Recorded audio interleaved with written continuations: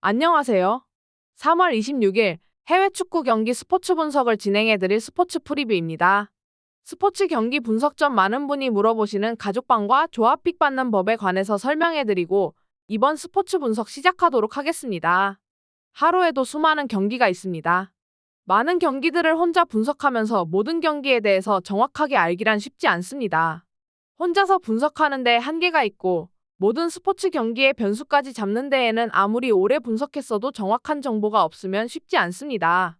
저는 다른 어떤 곳보다 빠른 소식을 통해 확실한 분석을 하면서 가족방에서 스포츠 조합픽 드리고 있습니다. 적중률 100%라고는 말씀드리진 않습니다. 하지만 88% 이상의 승률을 유지하면서 가족방 운영 중에 있습니다. 그만큼 많은 분이 믿어주시고 함께 하시면서 가족방이 유지되고 있습니다. 믿어주시는 많은 분을 위해 항상 발전하면서 매일 정해진 시간마다 픽 드리면서 도움을 드리고 있습니다. 조합픽, 가족방 관련은 아래 고정 댓글 참고해 주시면 쉽게 입장 가능합니다. 첫 번째 경기 분석은 독일 대 페루 경기입니다. 카타르 월드컵에서 16강 진출에 실패하는 등 굴욕을 맛본 독일은 한지 플릭 감독 체제를 계속 유지시켰습니다. 다가올 유로 2024 대회 개최국 자격으로 자동 본선 진출이 확정된 상태이기 때문에 앞으로 꾸준히 친선 경기들로 조직력과 새로운 얼굴을 찾는 데 시간을 보낼 것으로 예상됩니다. 독일은 본래 친선 경기는 결과에 크게 의미를 부여하지 않았기 때문에 이번 소집된 엔트리도 새로운 얼굴을 찾는 데 집중할 것으로 보입니다. 여기에 젊은 선수들로 세대 교체도 함께 진행하게 될 듯합니다. 그렇기에 이번 소집 엔트리에서는 아우크스부르크의 베시랴, 브렌트포드의 샤데, 볼프스부르크의 은메차, 레버쿠젠의 비르츠, 슈투트가르트의 바그노만, 도르트문트의 슐로터백, 프라이부르크의 귄터 등이 새롭게 발탁돼 데뷔전을 치르게 될 것으로 보입니다. 기존 멤버진이었던 밀러, 사네, 귄도안, 무시알라, 브란트, 호프만, 로이스, 리디거, 쥘레, 클로스터만, 고젠스, 노이어 등 상당수 주력들이 부상 등을 이유로 대표팀에 합류하지 않았습니다. 기존 멤버들 중에서는 베르너, 나브리, 펠크루그, 키미, 고레츠카, 하베르츠, 괴체, 엠네찬, 기터, 케러, 라움, 슈테켄 등이 합류했습니다. 플레이오프에서 호주에게 승부차기 끝에 무너지며 아쉽게 월드컵 본선 진출에 실패한 페루는 최근 친선 경기 페이스는 상승세를 타고 있습니다. 팀 특유의 그물망 수비와 날카로운 역습을 앞세운 카운터 어택이 잘 먹혀 들어가고 있습니다. 이번 A매치 일정에 남미 예선에 출격했던 주력들이 대거 소집돼 사실상 정예 멤버진을 앞세워 독일을 상대하게 될 것으로 예상됩니다.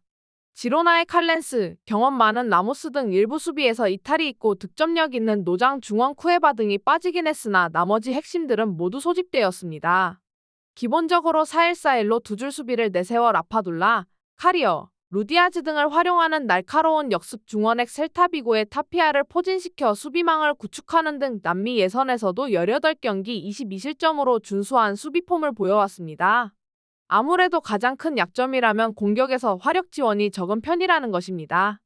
객관적인 전력은 단연 독일이지만 유로 개최국으로 자동 진출이 확정된 만큼 친선 경기를 계속 치르며 새 얼굴 발굴과 세대 교체 등 여러 시도를 하기 위해 이번 소집 엔트리의 상당수 주력들이 바뀌며 데뷔전을 치를 영파워들이 많다는 것은 변수가 될 수 있습니다. 독일은 친선 경기 결과에 크게 의미를 부여하진 않습니다. 두 번째 경기 분석은 스페인 대 노르웨이 경기입니다.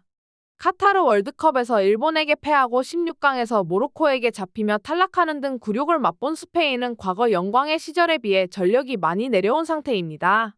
그럼에도 풍부한 인재풀을 앞세워 예선만큼은 꾸준히 통과해왔기 때문에 이번 A조에서도 그나마 자신들을 괴롭힐 수 있는 팀들이 노르웨이, 스코틀랜드 정도여서 홈인 만큼 이들을 모두 잡아낸다면 조 1위는 본선행은 무난히 가능할 것으로 전망됩니다. 이번 소집된 엔트리에서는 카타르 월드컵 멤버들 중 상당수가 빠지며 물갈이 된 상태지만 공격 라인에서는 올 시즌 좋은 폼을 보여주고 있는 아스파스가 대표팀에 재승선했고 에스파뇰의 호셀루가 첫 발탁되는 등 여전히 예선 일정을 치르는 데 있어서는 경쟁력이 있는 구성을 갖추고 있습니다. 중원에서 페드리가 부상으로 이탈되고 코케가 빠지는 등 변화가 있는 상태지만 바르셀로나의 가비, 맨시티의 로드리 등 풍부한 선수층은 스페인의 강점입니다. 수비 라인도 변화의 폭이 다소 크다는 것과 골키퍼 자리에 주전 골키퍼 시몬이 부상으로 이탈되면서 첼시에서 불안함을 보이던 케파가 출격할 것으로 예상되고 있고 수비 쪽은 불안 요소가 있는 상황으로 보여집니다. 근래 빅리그 진출 선수들의 증가로 과거보다 전력이 급상승한 노르웨이는 A조 팀들이 전력상 충분히 해볼 만한 상대들이기 때문에 2위 자리를 노릴 것으로 예상됩니다. 그런 의미에서 스페인 원정은 그물망 수비가 예상되는데 수비라인과 중원은 주력들의 정상 가동이 예상되지만 걸림돌은 주포 홀란드가 부상으로 이탈되었다는 것입니다. 주력 공격 자원인 조슈아 킹도 부상으로 차출되지 못했기 때문에 이 부분이 가장 큰 손실로 지적됩니다. 물론 공격 자원에 소시에다드의 주력 공격수 세를로트, 셀바티고의 공격수 라르센이 있어 스페인 무대에서 활약하는 경험을 살려 기대를 가져볼 수 있으나 홀란드의 공백은 선전을 기대함에 있어 큰 손실로 보여집니다. 그나마 중원 에이스 웨데고르의 건재함, 사우스햄튼의 엘류노시, 사스올로의 토로스비트, 우니온 베를린의 토로스비 등 빅리거들의 포진으로 중원 경쟁력은 있어 보입니다.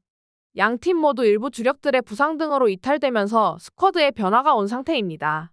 변화의 폭은 스페인이 크지만 그럼에도 탄탄한 선수층을 자랑하는 스페인인 만큼 안방 우세에 힘이 실립니다. 세 번째 경기 분석은 크로아티아 대 웨일스 경기입니다. 카타르 월드컵 3위를 차지하며 녹록치 않은 전력을 보여줬던 크로아티아는 국가대항전만큼은 큰 동기부여를 가지고 도전하고 있습니다. 모드리치도 37세의 나이에 여전히 국대 핵심으로 뛰고 있고 카타르 월드컵의 주역들이 이번 유로 예선에서도 대거 합류했습니다. 중원 3인방인 모드리치, 브로조비치, 코바치지 라인도 정상 가동이 가능하고 새로운 수비 핵심으로 떠오른 그바르디올도 건재합니다.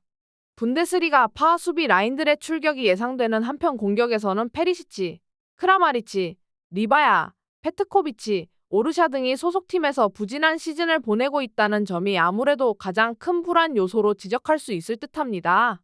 그렇다 보니 때때로 슬로바키아, 오스트리아 등에게 덜미를 잡히는 결과를 낳기도 했습니다.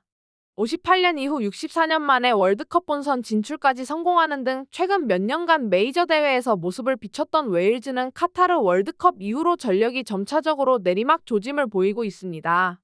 노장 베일도 은퇴했고 조엘런, 건터 등 그간 대표팀의 공수축을 이루던 노장 선수들이 은퇴로 변화가 온 상태입니다.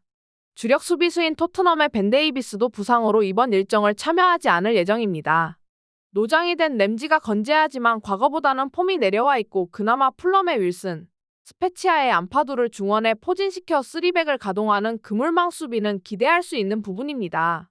공격에서 다니엘 제임스와 무어를 활용한 역습으로 크로아티아를 상대할 것으로 예상됩니다. 모두 소속팀에서 부진한 시즌을 보내고 있는 상태여서 크로아티아의 골문을 여는데 어려움이 예상됩니다.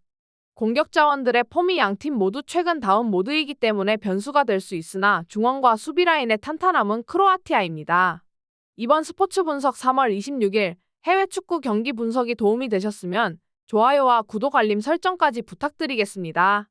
가족방 참여, 조합픽 관련된 정보는 아래 고정 댓글을 참고하시면 받아보실 수 있습니다. 지금까지 시청해주신 모든 시청자분들 감사합니다. 다음 영상에서 더 정확하고 좋은 정보로 찾아오겠습니다.